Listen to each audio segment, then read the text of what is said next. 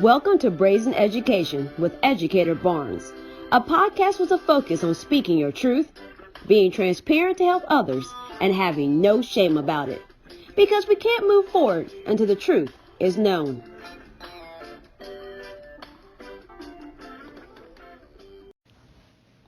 Hey, it's Educator Barnes here, and today my topic is becoming a teacher leader.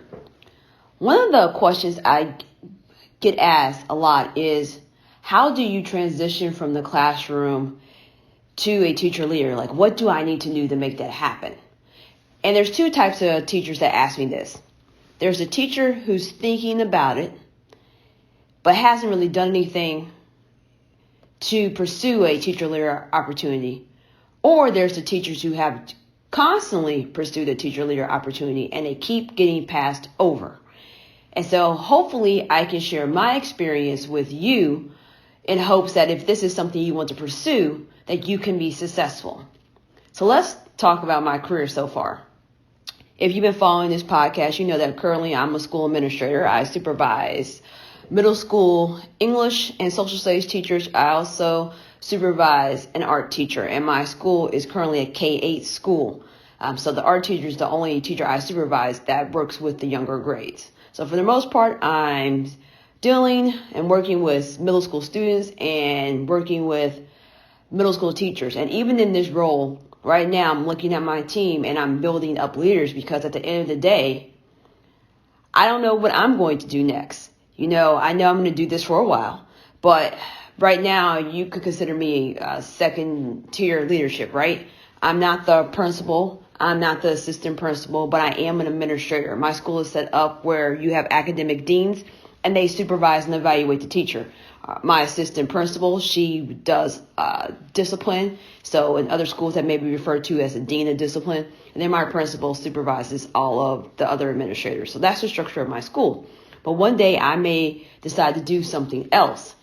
And so if you are any type of leader, you're thinking about how do I build up the other people that I am supervising, the teachers I'm evaluating, the teachers that I'm coaching. And somebody thought about that for me during my career. So let's go on back to where it all started. I attended Purdue University, boiler up. If you're an IU person, I appreciate you listening, but this is a pro Purdue podcast. I graduated from Purdue. I was the only, in my class, the year I graduated, I was the only black person that graduated that year with an English education degree. I left there with a 5 through 12 license in English language arts and a 5 through 12 license in reading. I thought I was going to teach high school students how to read, like students that were struggling. That was my dream job.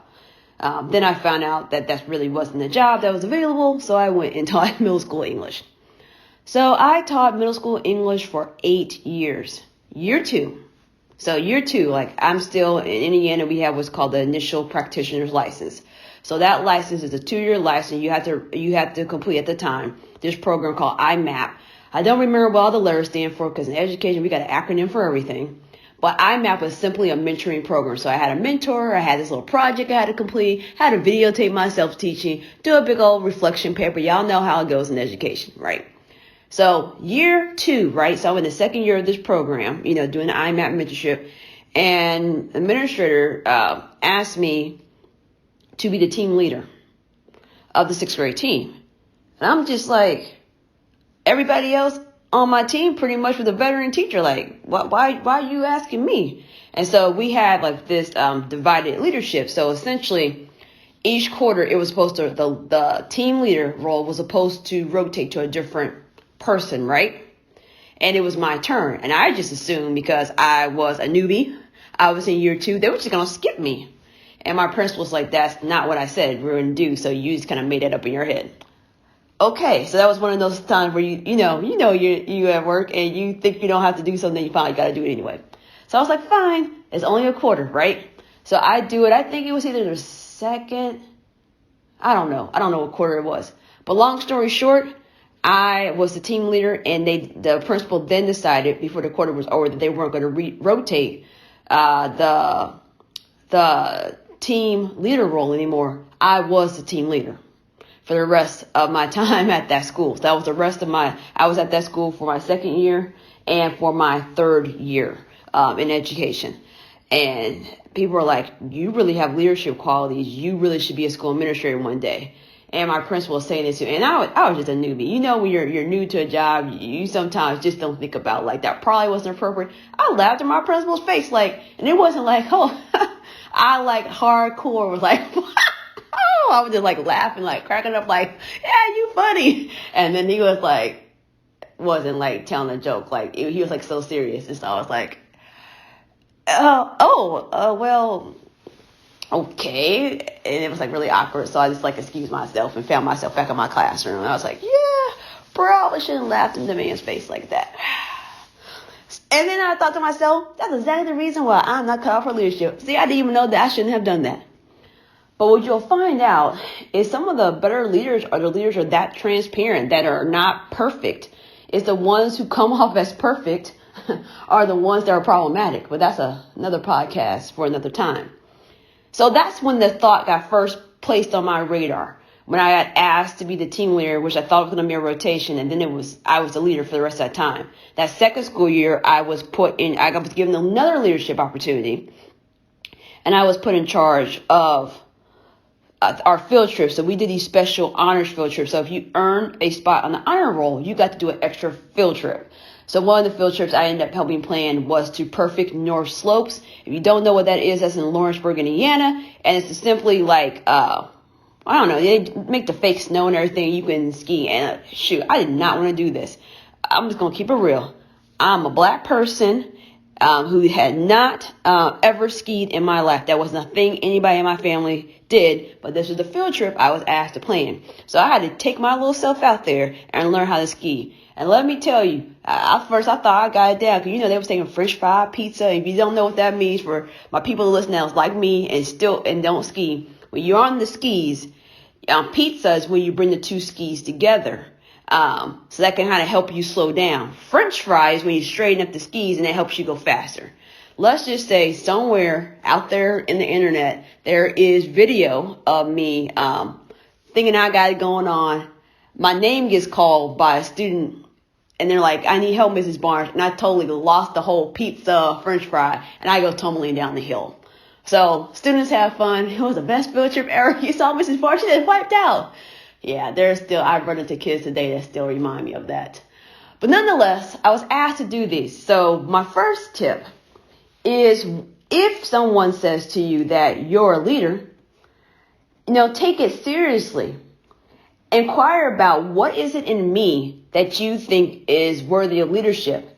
And then when you get a leadership opportunity, take it, even if you don't want to take it. And here's the tough part. Taking on leadership, you're taking on something, you're going to sacrifice something, right? Because let me tell you, was I playing those extra field trips during the school day? I made some attempts, right? I made some attempts to get all my stuff done. I was as the team leader trying to get stuff during the school day. But the reality is I had to do some stuff outside of the school time. So that was sacrifice, right? And at that time, I didn't have any kids. It was just my husband and I, and both of us, admittedly, were workaholics. Year 4 of teaching, which was also year 4 of my marriage, my husband and I decided to renew our vows because it had gotten to the point that, I was working. He was working, and it wasn't working. We were kind of just like roommates. Like we were living together, eating together, and kind of just passing, like ship sailing in the night. We just weren't really connecting. So we had to reevaluate. And I know you're probably saying, well, Shantae, you just said I can do this. And now you're saying you had to renew your marriage vows. You can still be a leader and get some balance. And I'm glad early on, as I started getting these opportunities, that I started learning about balance. Because if you don't have balance as a teacher, you sure as hell is not going to have balance as a school administrator. So that's something you have to figure out, right? So if you get an opportunity, take it. And try to do it well. That's the other part. When I was and I'm going to tell you, it was little things that I did when I was a team leader. Because remember, I said we were rotating, so I wasn't the first person. And I decided to address anything that I didn't like being a member sitting there. So like one of the things I didn't like was showing up to the meeting and I didn't know what the heck we were talking about. So I made sure we had an agenda and I let people know this is what we're talking about. The other thing that ticked me off, and anybody that knows me in this life knows I have a pet peeve of things starting late and ending late. I like things to be timely. So it's like, okay, so-and-so is not here, we're going to wait. Oh, so-and-so needs to leave early. Oh, now this meeting went over. I was like, no. This is the time the meeting is, and the meeting will start. And if you're not here, sorry about you. You're going to have to get the information. And if the school administrator asks where you are, then you're going to have to explain yourself. So just doing those couple things and then making sure we were meeting with parents. And it's not like I was doing like something huge. It was just like little things. And those were the things that stood out to my administrators as like, you took this on and like made some changes as a second year teacher. Like there's something in you, right? And granted, when I think about it, I just didn't show up and become a leader. I have been doing some of those things a lot in church. And as a black person, you know, even though I have my battles with the black church and there are things I don't like, which I talk about a lot on my blog, I have a post on educatorsbarnes.com. It's called To My Church, Thank You Next. And yes, that was kind of like a ripoff of that Ariana Grande song. But I have my opinions, but I still cannot dismiss the opportunities that the church gave me for leadership. So I was like the youth leader. I was the assistant director of our Vacation Bible School at one point in time.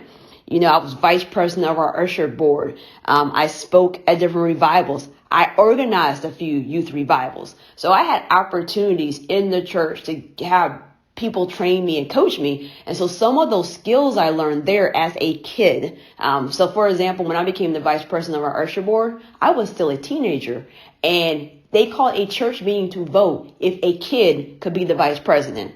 And it was said that there was no adult that was capable of doing the job. So, and that was something. Because it was something. So I took it on and I did a good job. You know, according to the people at church. But that's just kind of been my trajectory, right? I remember being in church and somebody pointing at me and said, and a child shall lead them. Yeah, and I'm such an introvert. So I'm like, yeah, I do not need you pointing at me, quoting out scripture. Just let me sit here and enjoy the sermon, please. But if you get opportunities, take it on and then try to learn from it, glean what you can from it, right? Because the hardest thing about becoming a leader is not having leadership experience. And a lot of times there are opportunities in schools where principals, assistant principals are looking for somebody to take on a task and nobody wants to do it. So even if you're not in a situation where someone's like, hey, I see leadership qualities here, would you do something? Volunteer for leadership when it's available. So that's my second tip. So if something comes available, even if to you it seems like silly, volunteer, because that's showing leadership, is showing initiative. And to be a leader, you have to have some type of initiative. You got to have some get up and go. You got to have some take some action. I'm going to steer this ship and I'm going to make sure we're successful, right? So that means volunteering for stuff, even if you don't want to do it. I'll tell you one thing I volunteered for. It was the first year I switched to working in elementary school. I volunteered to help co-play in the school dance. Oh. I do not like school dances. Like, you know how kids are. They call themselves having little boyfriends and girlfriends, and you can't even enjoy yourself. You can't even go over there to the table and drink some punch, because the moment you turn your head and drink some punch, somebody over there trying to twerk and pop their little booty. No, I just don't like to do those things. But once again, it's one of those situations like, this school has nothing for kids. We need to offer something for the kids to do. And so what can we add so the kids will have something to do at school and kind of improve the student culture? And I was like, fine, I will help do this dance. Honestly, it actually turned out not to be so bad. I still had to get a little eye to some of those little girls. Because sometimes sometimes we always on boys about boys being too fast and boys always going after girls. Some of these little girls, they little fast little mamas. They up there doing stuff they don't have no business doing. And it'll be the boys being like, look, I'm going to need you to back up, go get some cookies, get some pizza from the food table. Like, get off of me, you know? So even though I had to do that, it was an opportunity to show like, hey, Shantae's going to take initiative. Shantae took on something that nobody else wanted to do, and it went well. So when opportunities come, help out, even if that's like volunteering to be on a committee. Oh, I hate being on committees sometimes, because sometimes you feel like you just showing up to be on a committee. The district already made a decision, but then they'll remember, oh yeah, like I sat on a calendar committee one year. And the main reason I ended up sitting on this committee is because a decision of the calendar affected me being able to leave to go on this vacation, because my time was denied, right? So I decided to go sit on this committee. And so I came to the committee. I came with different, because in Indianapolis, there are 11 different school districts, which means 11 different school calendars. It means like some schools here have 2 weeks off for fall break, 2 weeks off for winter break, 2 weeks off for spring break. Some schools here have 1 week for spring break, 1 week for fall break, 2 weeks for winter break. Some schools go halfway through June. Some schools are out before Memorial Day. So there's just some schools start in July. Some schools start in August. So there's a lot of differences here.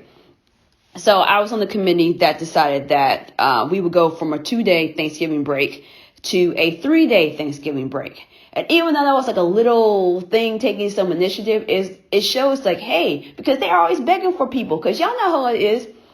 If nobody shows up to this thing, right, we opened up this opportunity and we didn't have input. We didn't have any, leadership from the teacher. So we made a decision. Now, y'all know sometimes we can come out and sit on these committees and they're going to make the same decision they were already going to make. But at least I can say I was out there. So when y'all do make these decisions, I can be like, excuse me, I was at that meeting. That is not what we said. So I'm just going to let people know that's not what was happening, right? And you got to do that tactfully, right? The next thing I would say is you have to not be a negative Nancy. Okay? Nobody wants to follow a leader who is negative, right, all the time and always complaining about stuff. Because guess what? Admin know the people who complain all the time, because let me tell you, they say, admin need to keep its ear to the ground, right? That simply means that the admin needs to have somebody that's going to let them know what's up. Let me tell you, every school, every principal, they are friends with somebody or have a close connection to some educator, some teacher that's on in the grade level, in the team, in the department, that's simply feeding them information. You can call it whatever it is you want to call it, that lets them know what's really happening. So if you're one of those people that's complaining all the time about everything, nobody's going to pick you to lead nothing. Because if you're talking about the principal all the time, you talking about this teacher, you talking about this is horrible all the time. Like, yes, it is okay to be critical and be like, can I get some clarification about this initiative? And then see, even that's going to lead into my second point. How you kind of push the envelope appropriately, right? Because the other thing they don't want in leaders is someone who is just always trying to tear up something and it's just not, quote unquote, solutions oriented. So let's use that example I was just talking about initiative, right?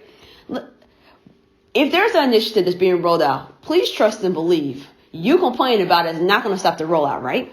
So you're going to have to do it. You're going to have to own it. You're going to have to participate in it. But you're really confused about why the heck are we doing this? So how do you go about either adding to it or seeing if there's some modifications can be made? Because a lot of times there is some flexibility, right? Comes down from the district, but on the building level, the principal has a little bit of flexibility sometimes of how it's rolled out or how it's implemented. And so instead of saying what you really think inside your head, like, this is stupid, I don't even know why we're doing this, this ain't gonna help no kid, you can't say that. And trust me, I've been in meetings where people have said that stuff and then they looking around wondering why nobody wants them to be a teacher leader. No, you can't do that. You got to phrase it correctly and be like, I know we're rolling out this new reading initiative. Can you kind of explain to me how I'm supposed to integrate this into my classroom? Because I'm really struggling and I really want to champion this initiative, but I just need some help to make sure it's rolling out correctly. And what about this other initiative that we did? And how can I use this reading strategy I'm already using into this program? So then it makes it sound like you're not just dismissing it. You're not trying to be difficult. You're like, I'm really trying to uplift it and move it forward. And uplifting and championing initiatives That goes into the vision and mission of your school. You have to be on board with it. I can tell you right now, as being considered second tier leadership, my job is to implement and push forward the vision and mission of my school, whether I like it or not. And this is not to say, so don't someone misquote me. This is not me saying that I do not support the mission or vision of my current school. That is not what I'm saying. I'm saying I've been in other teacher leader positions before where I've had to push out things that I may have necessarily not understood, but the last thing you want to be as a leader is a person that's quote unquote dividing and conquering, that's being, that's kind of like dividing up what's happening and kind of making sides. You don't want to be that person because you'll find yourself in a leadership position today and kick to the curb tomorrow. So you really have to promote. The other thing, because I've been in interviews now where I'm interviewing, and I've been in interviews, once you become a teacher leader, one of the things you typically get asked to do is sit in interviews to interview other leaders. And one of the things that, for me, that makes me a no is if you can't talk about data. Like, you cannot be a leader and not know data. Like that, like you can't show up to an interview and they're asking like, how do you grow kids? Or what is your data like? Well, all my kids are learning. No. You need to be able to say, I'll give you an example of something I said in the interview. I spoke about how I had this class. I had a homeroom class, and my homeroom class was double label students. So because my master's in language education, I have an EL license. I've been an EL teacher, an English language learner teacher. I had the homeroom where the students were English language learners and special education, and they were bubble kids, which means they were very close to passing the standardized test. My job was to get those kids to pass. And so when I went in the interview and spoke about this, I said I had 25 kids. 23 of those kids at the end of the school year passed the test. One kid missed it by 3 points. The second kid was chronically absent, and that's why he didn't pass the test. That's how I ran off data. You got to know your data like that. You can't be up there stumbling. You can't be up there guesstimating. No.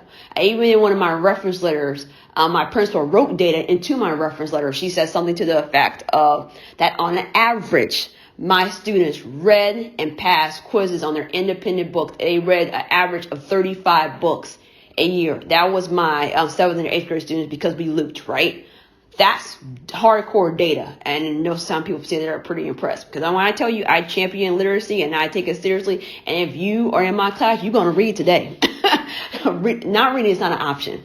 And if I have students that will tell you, Mrs. Barnes will take away your opportunity to be in the cafeteria. You will be in her room reading with her until you read your book. So you're either going to read during class, you're going to read at home, or you're going to read with Mrs. Barnes, but you're going to read today.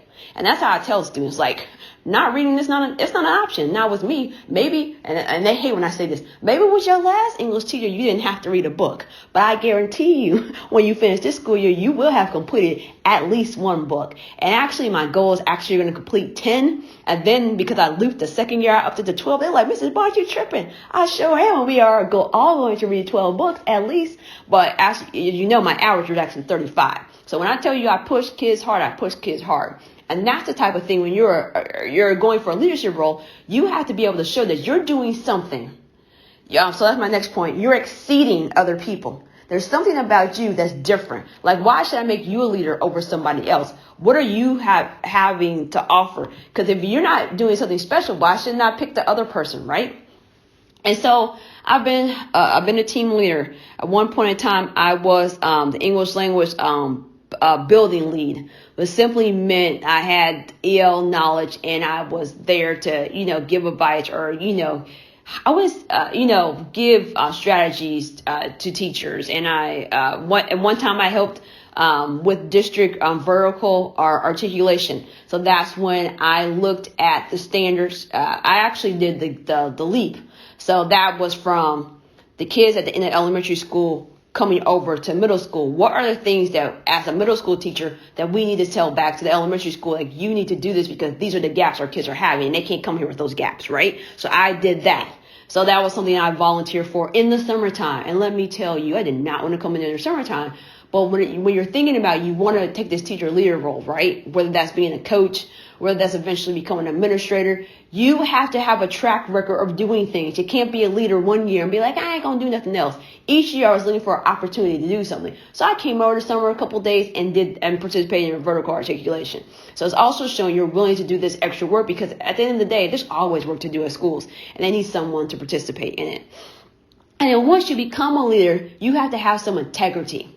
I can't tell you when I was a coach how some people just abuse that position. It's all like, oh, I don't have class, so I can just leave campus whenever I feel like it. Oh, I can go take an hour lunch. Oh, I can go do that. Like, no, because people will see you think you sneaking out in the building. You're not. And so then that's going to get back. And so then you're going to find yourself back in the classroom, because I know a couple of coaches, they end up back in the classroom because they abused their leadership, or they weren't doing what they're supposed to do. They're supposed to be in there observing teachers, not observing anybody. Well, see what happened was, I see what happened was you was on your phone watching stuff on Facebook. That what was happening. And then don't be coming to me talking about, Shantae, I just don't understand. They picking on me. Ain't nobody picking on you. And that's why people don't even come talk to me. I put it back on you. So what is it that you could have done that made this happen? Now, granted, I already know the answer, but it's not for me to tell you. You got to be reflective. Y'all know that's a little buzzword here in education, right? And then the other thing, if once you get into this leadership role, you got to be willing to build up other leaders. Sometimes people get threatened like they're in leadership, like somebody's coming for their position. And I'm going to be quite frank. I've had people, for whatever reason, threatened by me. And look, the only person that Shantae Barnes is competing with is Shantae Barnes. I'm not here for you. But secondly, if I'm going to come for that spot, I'm going to come hardcore. So please trust and believe that. But it's not about you. It's about me and meeting my goals. I talk a lot about how I don't do New Year's resolution. I make goals when they're necessary. So currently I have a 1-year plan. I have a 2-year plan. I have a 5-year plan, a 10-year plan, a 25-year plan, and a 50-year plan. Because I'm just going to speak that into existence, and maybe I'll be here another 50 years, right? And that's not an individual. It's like an individual thing. And then I have it with my husband, because we always think about, what do we want to do in our lives? Like, I'm not going to put all our plans out there, but part of it is like we want to travel. Part of it is like we may want to own a house in another country. And like, if those are the things that we want to look towards, like what do I need to do to get to that? So when you're thinking about becoming a leader, I'm going to use that same analogy back to what I've been talking about. If you want to be a leader, pick a time when it's going to happen. Is that 5 years from now? If it's 5 years from now, because y'all know, we know, UBD, understanding by this, the backwards planning, right? Backwards plan up to you getting that role. And sometimes you're going to shoot your shot and you're going to miss. The very first literacy coaching interview I did, the first round, I nailed it. The second round, I bombed. And I bombed it so bad because I had so the first round, I checked all the boxes. Like, I was teaching this psycholinguistics class for reading teachers P through 12 at the university. Spoke about that. I had really good data. I spoke well about data. I had experience with English language learners, right? Had experience with special education kids, because I told you about that class I had, right? Checked all the boxes, right? Knew about stuff in the district, their initiative. Because don't show up to no interview and don't know about the district. That's a big no-no. Second round, they asked me how would I apply this stuff to the elementary level. Because it was my first attempt at this time to switch from secondary down to elementary, because I just wanted to keep my options open, right? And I bombed because I didn't think about that. But that interview, all the questions I was asked, when I finally did, so my next job was actually an English language learner teacher. And I actually had leadership during that because I was quoted in something for the district. And they actually wrote my name as EL teacher and coach because they felt like I was coaching teachers in EL strategies. And I did, because I rolled out like what, the different co-teaching model, because that wasn't happening. It was just pull out. So you, the EL teacher, take these kids. I was like, that's not how Shantae rolls. That's not what we're going to do here. So that's why people started calling me a coach.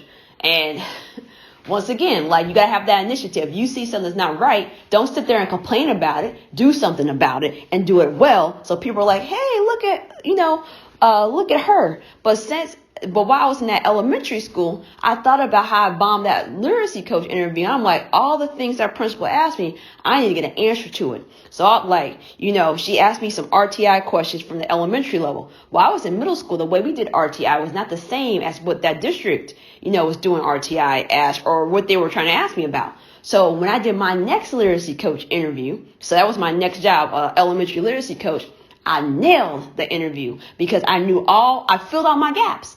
I figured out all the stuff that I didn't know how to do while working at elementary school. All the things they were asking me about that I didn't know how to apply because I had never stepped foot in elementary school, as a teacher. And so I nailed it. And even the principal was like, yeah, I think you'll be good in this role. And so I was. And then when you're a leader, you have to be a student. Like, you have to continue to learn and teach yourself and build yourself up.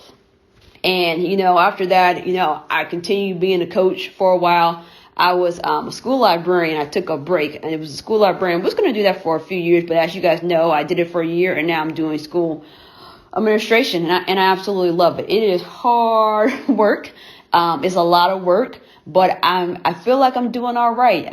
We actually had surveys, so my team did a survey on me, and a lot of the points, because y'all know how it is. You're not looking at all the stuff that people say you did well. You're looking at the one or two things that they want you to improve on. And my principal, and that's like, I'm filling through the survey in my office with my principal, right? I'm like, this is not, and she said, Shantae, because I told my principal, when I first met her, I said, you need to know I'm very critical about myself, because who am I competing with? What did I just tell you? I'm competing with me. And she was like, hold up, Shantae. So I think her brain was like, yeah, here she's doing it again. She's like, Shantae, look at all these things. And she pointed out to me, she said, you have several things on this survey where everyone says you are meeting and exceeding this thing in leadership. She said, this is good. And she said, you cannot be this critical of yourself. And even on some of the points where it says like people wanted me to improve, it was just like one or two people who said that. Everyone else said meet or exceed. So when my principal kind of showed that to me, I kind of calmed myself down. But see, y'all know how I am. Like, I don't want anybody to be saying I need to improve on anything. I want everybody to say I'm doing everything well. But also, like my principal said, this is your first admin job. Like, so this is okay. And this is not like, this is really good. So I'm saying that a lot to try to tell myself and convince myself right now. Because, sometimes it's hard to take those type of compliments because I am so tough on myself. But I think being tough on myself to a certain extent helps push me forward, and it helps me grow. It helps me not to settle, because you can't be a leader and just be sounding like, well, I'm a leader now. I have arrived. I'm here. Like, you can't be like that. You got to be like, I'm here, and I'm going to be transparent with you. And like, for example, I was at a conference last week in Nashville, and I get to the airport, leaving Nashville to come back to Indy. And long story short, the plane was overbooked. And then there was problems with the plane. So we got to Detroit late. So therefore, I missed my connecting flight. And they were up there like, yeah, we booked you for the next flight out tomorrow. I was like, and let me tell y'all, because I was irritated at this point, because all kinds of other stuff, like some dude was trying to holler at me, like, no. Oh, there's all types of things that was irritating me.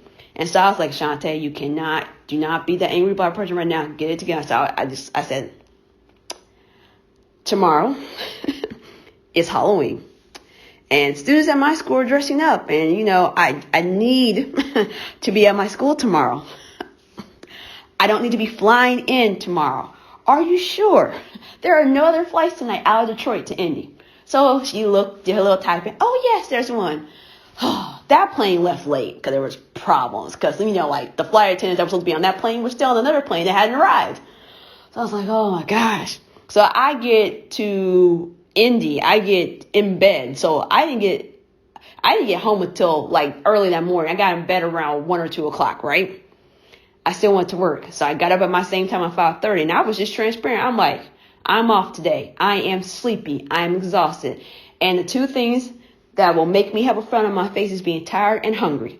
That makes me be cranky, and it makes me be short. And so I just told my team, I was transparent. I said, I just got here and I could have stayed home. And when I tell you, look, I got up the little thing to take off for work. I opened it like 3 times. I was like, I'm going to take off and I'm tired. I was like, no, you need to go to work. You need to go to work. You need to go to work. And I'm glad I went to work. I got through the day, but I was just transparent. And so being a leader is like being transparent, being like, I'm not perfect. I'm not going to come in here and be smiling, bouncing around when I'm tired as hell. Like, I was tired.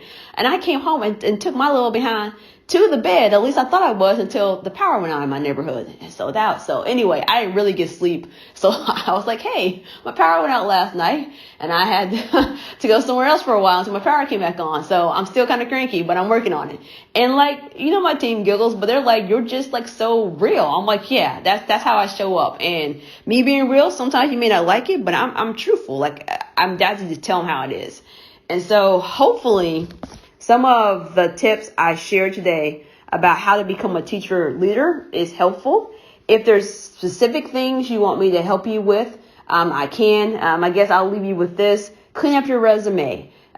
For each teacher leader job that you're applying to, your resume should match that job. I have tons of resumes. So my resumes typically say my name, it says the month, and it says the job or the school. So I don't send the wrong resume. Don't do that. And you tailor it. And so you should, every time I complete some task that I think should go on a resume. So I have a big resume that has everything I've ever done on it, right? That's the resume I don't send anywhere, right? And those are all the leadership things I've done. So when I'm prepping for an interview or prepping for a job, I take the things that match that particular leadership job and I put it on that resume and I'm going to send to that job. And those are the things I mentioned in the cover letter or the letter of introduction that I send to that job. So that's, I guess my last tip would be keep track of what you actually do so you actually can speak to it. And then if you win some awards, talk about that. Because if you're a good leader, I won some awards here or there. I'm not going to write them off because that's not important and I'm not here to brag about myself. But put that stuff, because some people are like, I interviewed somebody one time and they were telling about something and I said, you put that on your resume. That's important. Like, be proud of that. Like, the person that set off in passing, like, it was no big deal. That is a big deal, because typically if you get an award, you were considered over a whole bunch of other people, right? So be proud of those things. So hopefully this helped you a little bit today, and I'll catch you next week.